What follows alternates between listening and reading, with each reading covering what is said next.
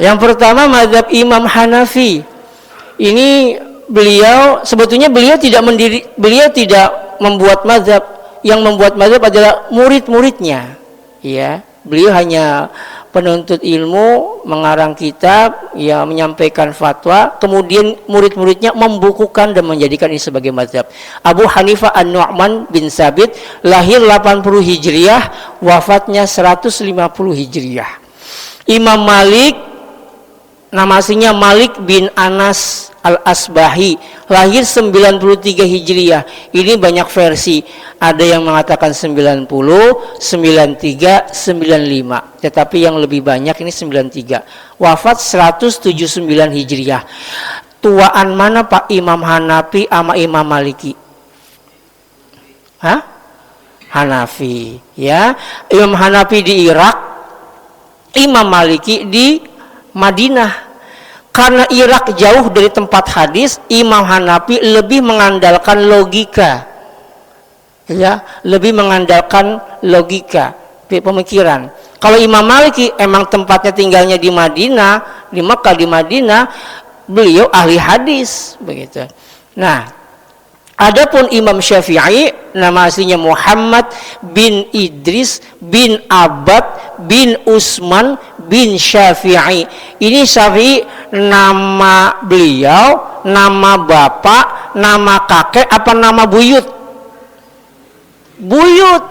Syafi'i itu nama buyut. Cuma lebih dikenal Muhammad bin Idris Asy-Syafi'i. Lahir 150 Hijriah, wafat 204 Hijriah. Kira-kira, ya, Imam Syafi'i pernah berguru langsung nggak ke Imam Hanafi? Enggak. Kenapa? Karena ketika Imam Hanafi wafat di tahun 150 Hijriah, baru lahir Imam Syafi'i. Ketemu enggak? Enggak. Makanya kalau ada yang bilang Imam Syafi'i berguru kepada Imam Hanafi, ini perlu dikoreksi. Karena enggak ketemu. Begitu Imam Hanafi wafat, lahir Imam Syafi'i. Yang terakhir Imam Hambali. Imam Syafi'i berguru langsung kepada Imam Maliki.